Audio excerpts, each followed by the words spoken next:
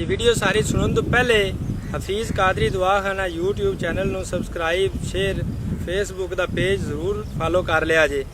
ਤੇ ਸਾਡੀ ਵੀਡੀਓ ਅੱਜ ਦੀ ਹੈਗੀ ਹੈ ਜਿਹੜੇ ਦੋਸਤ ਸਵੇਰ ਨਿਕਲਦੇ ਨਾ ਜੀ ਘਰੋਂ ਬੜੇ ਖੁਸ਼ੀ ਚਿਹਰੇ ਦੇ ਉੱਤੇ ਬੜੇ ਖੁਸ਼ੀ ਦੇ ਅਸਰਾਤ ਵੀ ਘਰੋਂ ਨਿਕਲੇ ਆ ਤੇ ਕਰੀ ਬਹੁਤ ਜਿਵੇਂ ਸਿਰ ਤੋਂ ਬੰਦੇ ਤੇ ਲੈ ਜਾਂਦਾ ਤੇ ਬਾਹਰ ਜਦੋਂ ਜਾਂਦੇ ਜਿਵੇਂ ਫਿਰ ਉਹ दिन गुजरता जाता है ना तो शाम ढलती जाती फिर उस सिर नूं पेड़ तो जिसम की उकताड़ ते दर्दां जिसम दियां उन्हां वास्ते भाई साहब असां जोहर कस्तूरी प्लस मजून बनाईए। ये जिहड़ियां बीवियां ना जिहड़े सिर इन्हां तों पटा के लोक के निकलते हैं तो बड़े परेशान बेचारे उन्हां वास्ते ये बड़ी वड्डी अल्लाह पाक ने नेमत अता कीती जन्नत दी। असीं उन्हां भाइयां दी मायूसी नूं खत्म करन वास्ते घर नूं खुशहाल वसाण वास्ते जोहर कस्तूरी प्लस मजून है साडी। इहनूं तुसीं जदों सबसक्राइब करोगे ना ਤੇ ਇਹਦਾ ਤੁਹਾਡੇ ਸਾਡਾ ਜਿਹੜਾ ਨੁਸਖਾ ਹੈ ਨਾ ਇਹ ਵੀ ਇਹਦੇ ਉੱਤੇ ਆ ਜਾਏਗਾ। ਬਿਲੇ ਸ਼ੱਕ ਦੀ ਜ਼ਰੂਰੀ ਨਹੀਂ ਕਿ ਸਾਡੇ ਕੋਲ ਲਵੋ, ਤੁਸੀਂ ਇਹਨੂੰ ਘਰ ਕਿਸੇ ਸਾਰੀ ਕੋਲ ਇਮਾਨਦਾਰ ਕੋਲ ਇੱਕ ਨੰਬਰ ਕਲੀਅਰ ਚੀਜ਼ਾਂ ਲੈਣੀਆਂ ਨੇ।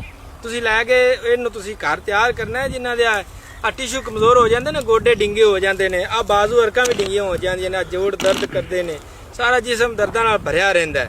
ਇਹ ਉਹਨਾਂ ਨੂੰ ਬੇਹੱਦ ਫਾਇਦਾ ਹੈਗਾ ਜੇ ਨੈਚੁਰਲ ਚੀਜ਼ ਹੈ। ਕੋਈ ਇਹਦੇ ਸਟੀਰਾਇਡ ਕੋਈ ਪਰੇਸ਼ਾਨੀ या गुर्दे फेल करने वाली डॉक्टर आते हैं जी देसी दवाई ना खाया जे।